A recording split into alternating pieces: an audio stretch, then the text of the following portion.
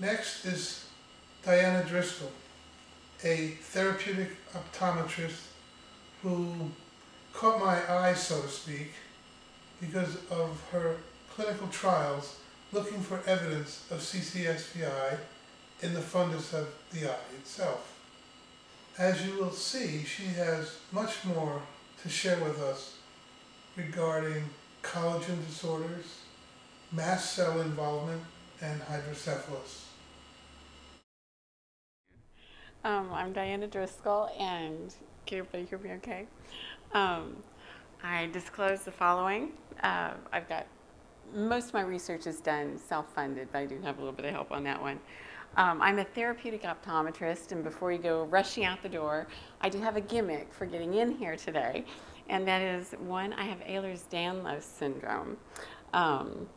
Just forward, which is a connective tissue disorder, which also causes leaky veins, weak and leaky blood-brain barriers, and of course weak connective tissue.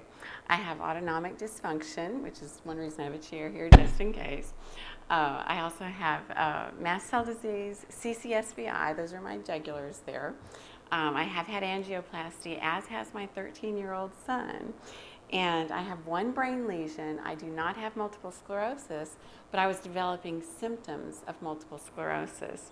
So I started some clinical trials. I'm doing 3 right now. One is to look at, you have to understand that there's an overlap, a great deal of overlap between Ehlers-Danlos syndrome and multiple sclerosis in both ways. If you look at a population, say yesterday, of the multiple sclerosis patients, many of them have Ehlers-Danlos and don't know it. And the corollary is also true and will be coming out in some longitudinal studies here in a couple of years.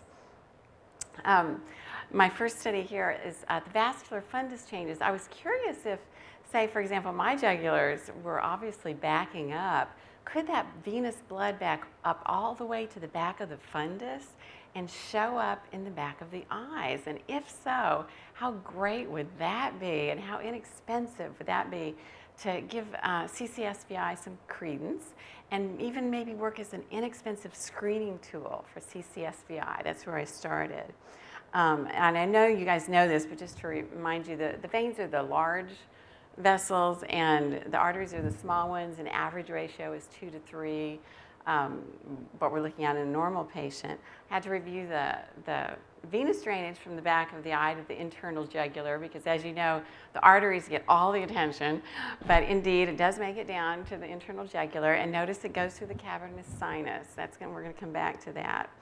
As every good scientist does, when they are also a patient, the first thing they do is they grab their own records and take a look to see if it warrants a study, which is what I did. On the left is my left eye, and as you can see, or I think you can see, the vein, the large vessel there, that is too big, especially considering the size of the artery. That AV ratio is abnormal. It suggests some venous backup. Now, on my right eye, not only is it enlarged, but it's what we call beaded, which definitely suggests some backup. And like Dr. Simka's research with the OCT, noticed it in one eye, and it was always the eye that was worse with the CCSVI, which I thought was interesting, like talk. These are all patients that I saw before I decided to do the study, but we had a few in our practice. This is one, if the lighting is good enough for you to see, the vein is enlarged here. This looks like a stenosis to me. That change in caliber shouldn't happen that quickly. It's the same eye, but just a different view of the difference in the AV ratio. I didn't like that. And we did start doing OCTs on them, so I was so curious about the optic nerve ends too. And then finally, this last patient, she is very disabled, bless her heart. I backed up on this picture because if you can ignore this gorgeous vitreous floater, which is way cool, and the aberrations from her being very nearsighted, it's like, well, where are our vessels? You can see the choroidal vessels, that's great, but the fundus vessels were almost not even visible. And I had 3 thoughts immediately. First, I thought, that is lousy perfusion, and is this why so many of the patients who have angioplasty on the table, they'll say, I can see so much better. Colors are brighter, and their vision improves immediately. Is that an immediate improvement in perfusion there? Second thought I had was, is she a stroke waiting to happen? And then finally I thought, if that's the perfusion going on in the fundus, what the heck is going on in her brain? So yeah, I thought that's when we started the study. The cavernous sinus, remember, was on the way down or on the way up, depending on which way you want to look at it. I think that deserves some special attention. And of course, it's a unique structure because it's the only venous structure in the body that has an artery run through it, which is kind of interesting. But it's bound on one side by the sphenoidal sinus, another side by the temporal bone.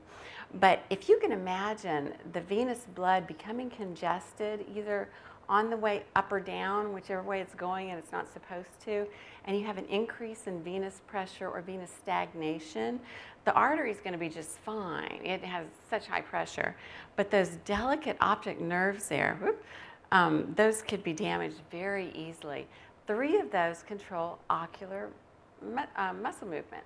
So many of the patients complain about diplopia that comes and goes and these strange ocular symptoms. You have to drag it out of them. They don't always mention it because it can tend to be intermittent, but definitely.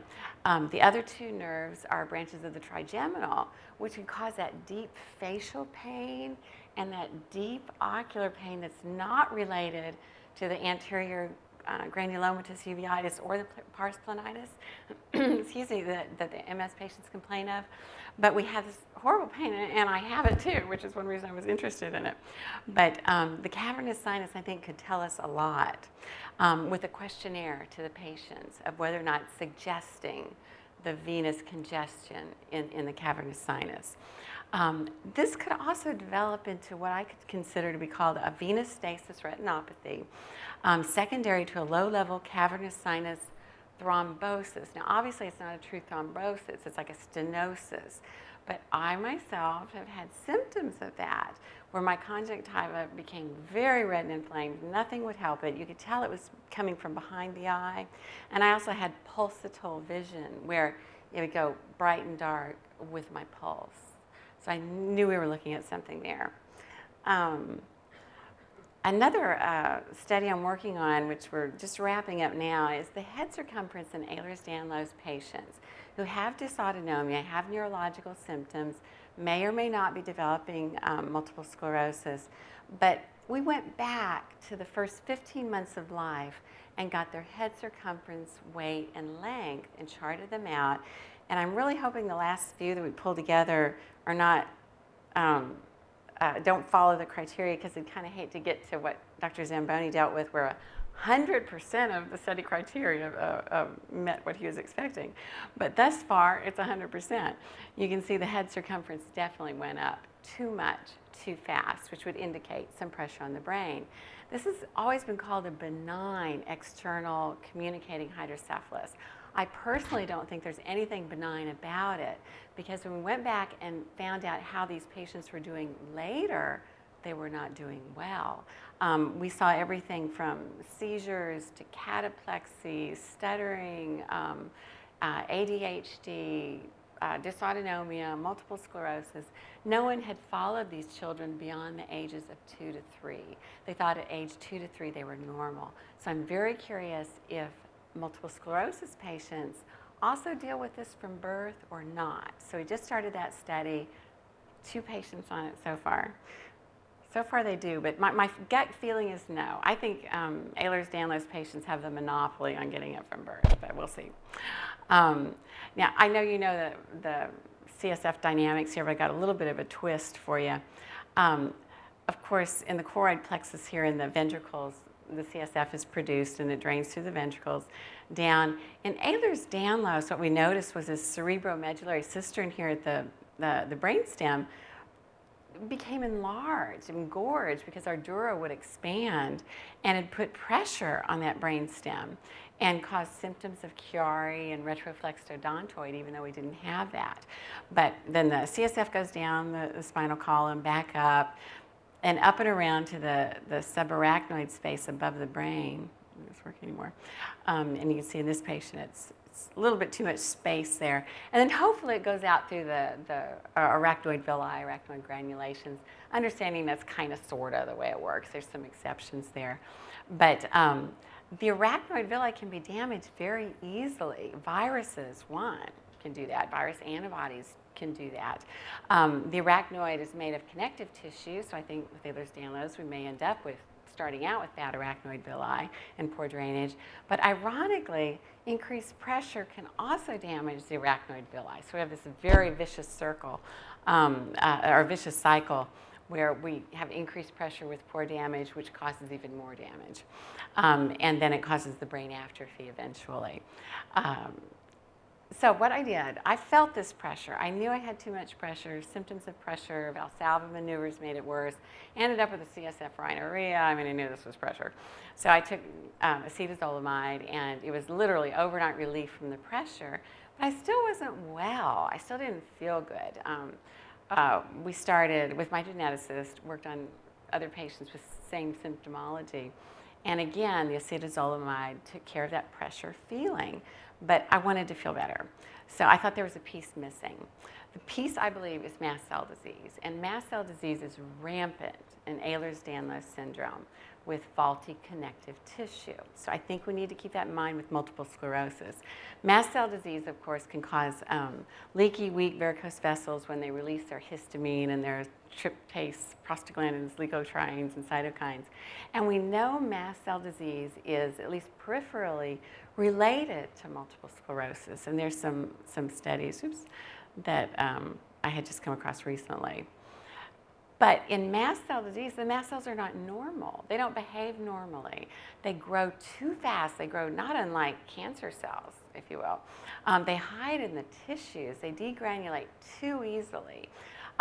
So they hide in the lungs, the liver. They hide in the GI tract, which gives you IBS, unbelievable, gluten intolerance, extraordinaire, lymph node issues can go to the skin, the kidneys, the eyes, which I suspect may be the cause of that granulomatous uveitis and pars planitis in multiple sclerosis patients. Incredible eye dryness, some itching, and it can go into the brain, which we'll get to in a second. The triggers for mast cell degranulation also overlap so much with the triggers for exacerbations of multiple sclerosis. I thought it was worth looking at that. And the triggers include like heat, exercise, hormones, stress, either positive or negative, etc. So in the brain, I already had brain fog, and a lot of us did, just from the pressure. And I experienced that and the fatigue. But when the mast cells came over, whoa, night and dark. I mean, day and night. It was a tremendous change. Horrible, horrible brain fog. I was demented. Change in personality, a bipolar presentation, short fuse, extreme fatigue, sleeping at least 20 hours a day. Here's a picture, thank you to Dr. Sclafani and Dr. Gabbiani, on the change in collagen from collagen 1 to collagen 3. With Ehlers-Danlos, of course, we start out with collagen 3, so we're one step ahead of you guys. But that can cause the varicosities either in the vein or any place else in the body because of the mast cells degranulation. The mast cells also love to hide out in the choroid plexus, which I found amazing because remember, that's where we produce our cerebrospinal fluid. So if indeed mast cells degranulate in the choroid plexus and they stimulate the cerebrospinal fluid production, it's easy to have a burst, then we already have poor drainage, and now we have overproduction. So we have perhaps CCSVI with increased venous stasis at minimum, if not venous pressure. Excuse me, we have the poor drainage of CSF and an increased production of CSF. Very bad combination, can stimulate the entire inflammatory cascade. So I think it's important to note how we can displace a certain amount of volume inside the skull, which is, was discussed earlier. But you get to a certain point, what I call the tipping point here, where we can't handle any more increase in volume in that skull without decompensating quickly. The pressure goes up very fast, as do our symptoms. It's at this tipping point that the symptomology can change very easily, very rapidly. Even things like the barometric pressure changes, our symptoms can change. It takes almost nothing at that tipping point. So all of this kind of ties together. Mast cell disease, the reason for CCSVI to occur and involve the conversion of collagen 1 to collagen 3, why the blood-brain barrier is leaky, what's happening to the arachnoid villi, the cause of granulomatous uveitis and pars planitis, why MS symptoms can wax and wane, the cause of extreme fatigue and brain fog, dementia, GI symptoms, numerous ocular symptoms, the cause of optic neuritis I don't have time to get into because I only have 15 minutes and I'm talking about as fast as I can talk, but I've got that too. I wanted to mention astrocytes very quickly because they of course are intertwined with the myelin and the brain capillaries and axons and neurons. The cytokines, which is something that mast cells will release, okay, can stimulate these astrocytes to cause cell death and gliosis, which I thought was interesting. But also, once they're stimulated, they also can release their own inflammatory cytokines. How great is that? So you get this compromise of the blood-brain barrier leading to fluid in the interstitial space, leading to a vasogenic cerebral edema, which would cause an increase in intracranial pressure, which then causes a collapse in the brain arteries, which then causes the arrest of the cerebral perfusion, because you know the cerebral perfusion is equal to the mean arterial pressure minus the intracranial pressure. So if you can't get anything out, you can't get anything good in, okay, basically. And which damages the astrocytes, and it damages myelin and neurons. When you damage the astrocytes, it releases the cytokines, and it starts that whole vicious cycle again. Now, acetazolamide can help us break this cycle, and we have a few patients I've been working with certain doctors on this. It's been such a resounding success. I really wanted to share it with you, where we can use acetazolamide to take down some of the cerebral edema. We can decrease the ICP. We can take care of some of the cerebral perfusion, allowing more oxygenated blood up into the brain, and help out this vicious cycle. So very quickly, should we screen MS patients for Ehlers-Danlos? I believe absolutely yes. 90% of us are never diagnosed. I was watching yesterday in Patient Day trying to analyze, you know, who had Ehlers-Danlos and wasn't diagnosed. And you definitely don't want to perform angioplasty on an Ehlers-Danlos patient who has the vascular form. That's definitely something to avoid.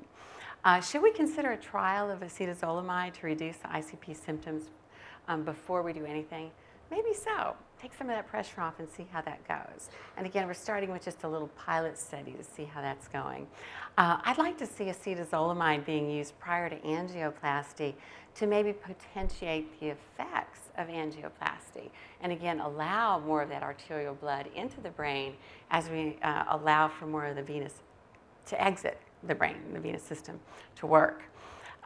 We need to consider mast cell disease in MS patients, again, because there's so many in Ehlers-Danlos patients. It is very difficult to diagnose, but it is very easy to start treatment on. Anyone who may have mast cell disorders, we need to take it seriously. I'd like to see a pre-treatment with H1, H2 inhibitors, sodium cromolyn, PPIs, maybe low-level steroids. And then post-procedure, when we're all kind of dancing around and having a good time and traveling back, and we're exposing ourselves to all the mast cell triggers for degranulation, if we can avoid that and take that post-surgery protocol or post-procedure protocol more seriously, we may be able to decrease the rate of restenosis, which I'd like to see. And then, of course, you're aware there's a risk of anaphylaxis if indeed we do release tryptase, and we can have a reaction to that. So we'd like to avoid that. So, and if all else fails, always go for what you know, you understand, and what always works. Or duct tape, my friends. So, thank you so much.